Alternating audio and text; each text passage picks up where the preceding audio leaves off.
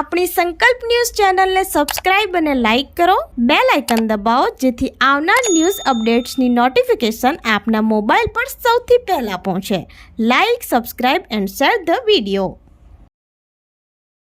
નમસ્કાર દર્શક મિત્રો, હું છું પૂજા ટંડેલ. સંકલ્પ ન્યૂઝમાં આપનું સ્વાગત છે. સમાચારની શરૂઆત કરતા પહેલા એક નજર આજના મુખ્ય સમાચાર ઉપર. કપરાડામાં હાર્ટ એટેકથી મૃત્યુ પામેલા પિતાના મૃતદેહને પગે લાગી દીકરી બોર્ડની પરીક્ષા આપવા ગઈ. દીકરી અશ્રુભીની આંખે પરીક્ષા કેન્દ્ર ખાતે પહોંચી ત્યારે હિંમતને ગ્રામજનોએ બિરદાવી.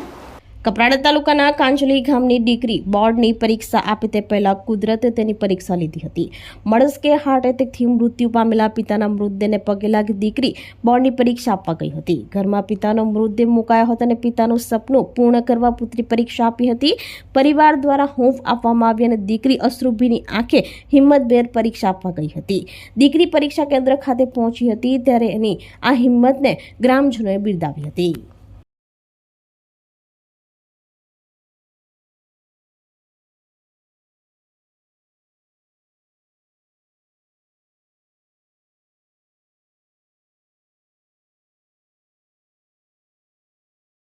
મારા પપ્પાનું અચાનક મૃત્યુ થઈ ગયું હતું તેનું મને ખૂબ જ દુઃખ છે અને સાથે સાથે મારી બોર્ડની પરીક્ષા હતી. મારા પપ્પાનું દર્શન છેલ્લી વખત કરી હું પરીક્ષા આપવા ગઈ હતી. મારા પપ્પાનું સપનું હતું કે હું ભણીને આગળ વધું, તે હું પૂરું કરીશ, તેના માટે હું મહેનત કરું છું. વાપીમાં આદિવાસી સંસ્કૃતિ કલા અને શિલ્પનું વિશેષ એક્ઝિબિશનને એસપીએ ખુલ્લું મૂક્યું. ભૂલાતી જતી વાલી પેઇન્ટિંગ કળા આદિવાસીના સંસ્કૃતિ વારસાને ટકાવવા એક્ઝિબિશન યોજાયું.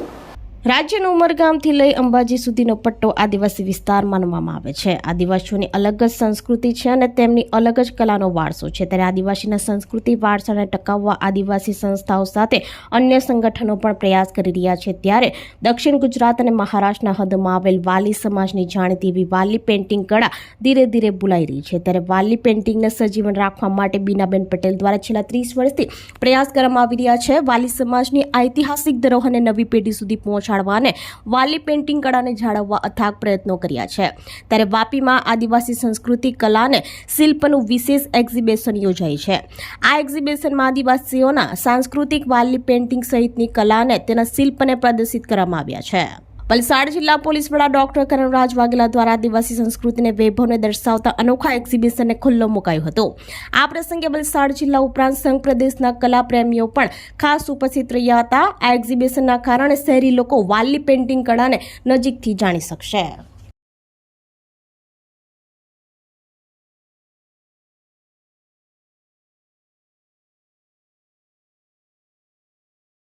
વારલી ચિત્રકલા જે છે એ વારલી આદિવાસીઓ દ્વારા નિરૂપિત કરવામાં આવે છે. વારલ એટલે જમીનનો ટુકડો અને આ ટુકડા ઉપર જે ખેતી કરે છે એ વારલી આદિવાસી. તો વારલી આદિવાસી જે ઘરની દિવાલની બહારની બાજુ જે ઝૂંપડીની બહાર ચિત્ર બનાવતા એ વારલી ચિત્રકલા.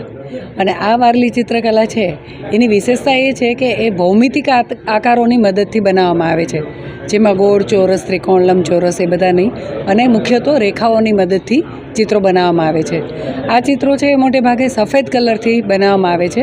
અને આ ચિત્રોની વિશેષતા એ છે કે આમાં મોટે ભાગે બધા ચિત્રો જે છે એ આપણી મતલબ દિનચર્યાને જ નિરૂપવામાં આવે છે. રોજબરોજની જે મતલબ જે પણ કામ કરતા હોય છે, ઢોર ચરાવવા જતું હોય કે હળ હાંકતો હોય માણસ, કે સ્ત્રી છે તો પાણી ભરવા જતી હોય, ઘંટી ચલાવતી હોય, રસોઈ કરતી હોય ચૂલે, આ બધું કરવામાં આવે છે. બિલકુલ હું ચાહું છું કે આપણી કલાને જીવતી રાખવા માટે આપણી પેઢીને નહીં શીખવીએ તો આપણે ઘણું મોટું લોસ છે. એટલે આપણી કલાને આપણી વચ્ચે જીવતી રાખવા માટે આપણે આ કલાને પાછળ આપણા પછીના વારસદારોને વારસામાં આપવી જ જોઈએ. આનંદની એસપી સાહેબ આજે કરણ વાઘેલાજીએ આજે એનું ઇનોગ્રેશન કર્યું છે. સરસ મજાનું એક્ઝિબિશન છે.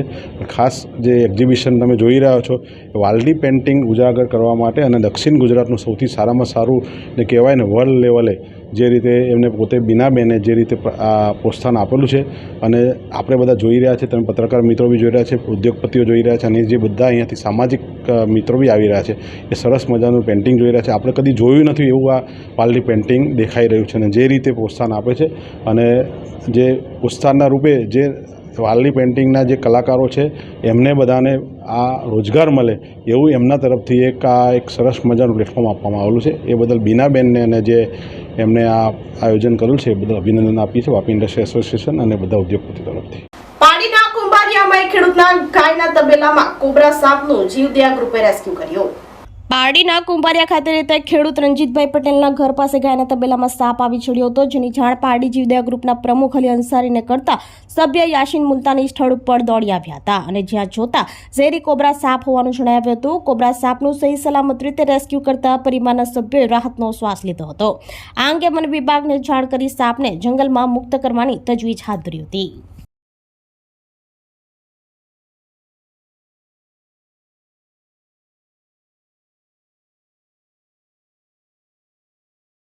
તો આ તાજા સમાચારો, નવા સમાચારો સાથે કાલે ફરી મળીશું. નમસ્કાર. આપણી સંકલ્પ ન્યૂઝ ચેનલને સબસ્ક્રાઇબ અને લાઇક કરો, બેલ આઇકન દબાવો જેથી આવનાર ન્યૂઝ અપડેટ્સની નોટિફિકેશન આપના મોબાઈલ પર સૌથી પહેલા પહોંચે. Like, subscribe and share the video.